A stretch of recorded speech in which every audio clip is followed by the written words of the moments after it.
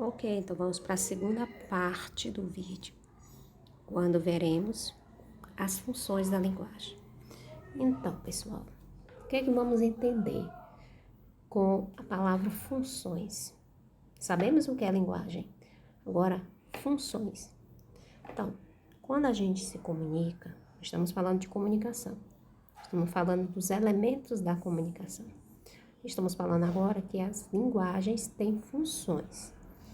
Bom, sempre que temos em mente nos comunicar, a gente vai fazer uso de uma linguagem, certo?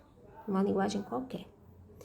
Pois sempre temos por trás, né? Em primeiro lugar, alguma função, alguma intenção.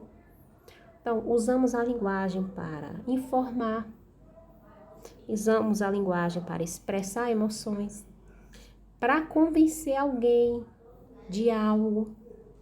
Usamos a linguagem para embelezar a mensagem, né? Para elaborar a mensagem. Usamos a linguagem para falar da própria linguagem. Perceberam? Temos intenções quando falamos, não temos? Pois essas intenções são as funções que a linguagem tem, tá? Muito bem. Às vezes, acontece algum problema na comunicação. E aí, quando isso acontece, nós vamos ter um problema. Algo vai acontecer e as pessoas envolvidas nessa comunicação, que é o emissor e o receptor, não vão se entender. Então, o que vai acontecer? Nós vamos ter um prejuízo na comunicação. Quando isso acontece, a gente chama de ruído, né? Bem aí, percebam,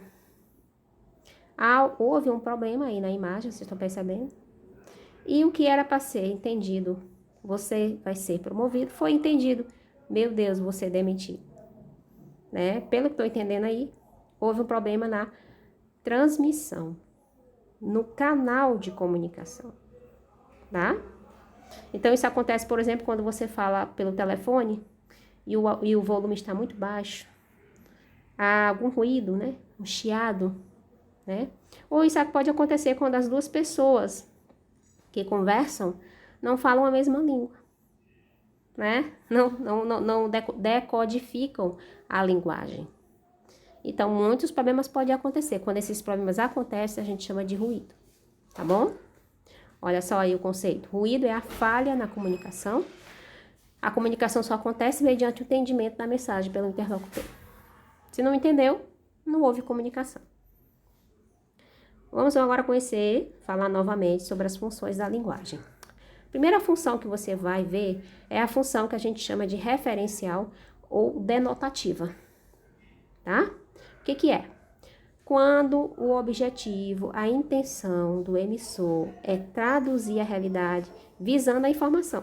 Olha só, pessoal, a informação. Quando temos em mente informar, nós vamos tratar a linguagem de uma forma bem diferenciada, de uma forma bem específica, que possa gerar essa intenção de informar, tá?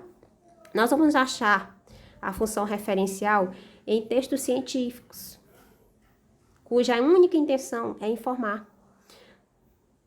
Textos técnicos ou didáticos, como os livros didáticos, por exemplo. Alguns gêneros do cotidiano jornalístico, como os documentos oficiais, correspondências comerciais, uma notícia, uma reportagem, tá? A linguagem vai ser direta, objetiva, com palavras em seu sentido denotativo, aquele sentido real do dicionário. Então, para que não haja nenhuma dúvida, nenhum ruído na comunicação, você deve usar as palavras em seu sentido próprio, tá? Isso é linguagem objetiva, focada no objeto, que é a informação, tá bom? Você vê aí o jornal na imagem. O jornal, ele é predominantemente uma função referencial. Funções da linguagem. Continuando. Agora vamos para a função emotiva ou expressiva. Estão vendo os emotions aí no quadro? Todos expressam alguma emoção, correto? Pois é isso que vai fazer a função emotiva. A função emotiva ou expressiva, a intenção por trás é de demonstrar, expressar os sentimentos pessoais. Então, o emissor é o foco desse tipo de função. O emissor transmite uma mensagem ao receptor, cujo foco é ele próprio. Então, você vai ter muito uso da primeira pessoa. O eu, me, mim, tá? Então, qual é a intenção? Comunicar os seus sentimentos, emoções, inquietações e opiniões centradas na expressão do próprio eu. Então, o foco desse tipo de função é o próprio emissor. O emissor deseja, através dessa função, transmitir o que ele pensa, o que ele acha, o que ele sente. Tá ok? Função da linguagem. Continuando, agora é a função apelativa. O que é que eu tenho aqui? A ênfase está diretamente vinculada ao receptor. Então, o foco desse tipo de função vai ser o receptor. Lembre-se, o receptor é quem recebe a mensagem. Então, tudo vai ser elaborado de forma bem específica para uma intenção marcante nesse tipo de função, que é convencer, persuadir o receptor. Então, tudo vai ser elaborado para esse fim. Persuadir, convencer o leitor, o receptor, a assumir um determinado comportamento. Então, você tem aí um cartaz, violência contra a mulher é crime, tá? Aí você tem uma imagem apelativa de uma pessoa agredida, não é? Então, qual é a intenção desse texto? É convencer o receptor a veicular a campanha, mudar de comportamento, aceitar essa ideia. Um outro exemplo muito bom que eu posso dar para vocês é um discurso religioso, um discurso político. Todos eles visam a convencer os receptores a adotar determinado comportamento. No discurso político, o político quer que você vote nele, quer que o receptor vote nele. Então, ele vai apelar, tá? Ele vai usar muito verbos no imperativo. Então, você vai ver muitos pedidos, muitos conselhos, né? Então, você vai ter o uso do você, do tu, que são segundas pessoas, né? Que diretamente, isso é veicular, está relacionado com o receptor, a segunda pessoa. E aí você vai ter também muito apelo, tá? Muito apelo, muitas palavras para expressar esse apelo, tá bom? Vamos ver exemplos e vamos fazer exercício sobre isso. A outra função é a função fática. Qual é o único objetivo?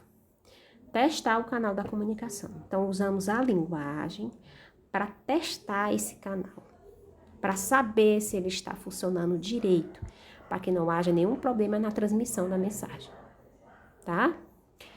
Um exemplo, quando você diz alô, ao usar o telefone. Alô, qual é a sua intenção? É só testar, saber se a pessoa com quem você quer conversar, o seu receptor, está te ouvindo direitinho. E você só começa a sua comunicação quando você tem certeza de que a pessoa lá do outro lado está ouvindo o que você vai falar. Tá bom? Função fática, testar o canal para descobrir se ele está funcionando direitinho, para que não haja problemas na transmissão da mensagem entre o receptor e o emissor. Função metalinguística, quando o uso do código tem por finalidade explicar o próprio código. Lembra que eu falei para vocês o que é código?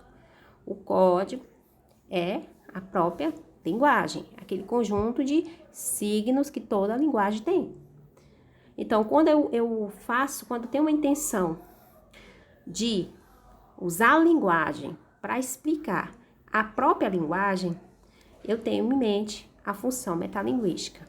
Isso vai acontecer, por exemplo, quando um filme ele é produzido para falar sobre o próprio filme. É o cinema sendo usado para falar do próprio cinema. Um outro exemplo é um pintor usando a pintura para falar da própria pintura. É só você lembrar do autorretrato, tá? Um outro exemplo, a gramática, o dicionário. Dicionário e gramática usam uma língua portuguesa para explicar a própria língua portuguesa. Essa é a função metalinguística. Função poética. Tem a ver com a poesia? Tem. Tem muito a ver com a poesia. A ênfase aqui vai ser na mensagem. Eu vou elaborar a mensagem, tá? De forma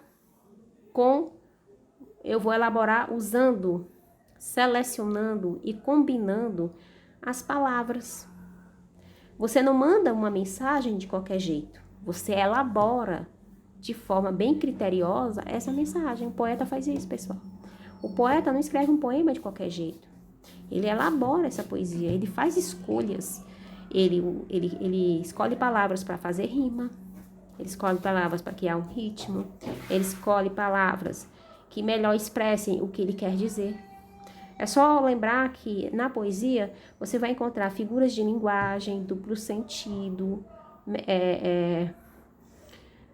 você vai achar metáfora, comparações, metonímias, que são aquelas figuras de linguagem que vocês viram recentemente, tá? E vou enviar para vocês uma atividade, vou corrigir primeiro e depois enviar outra, tá bom? Obrigada, até a próxima.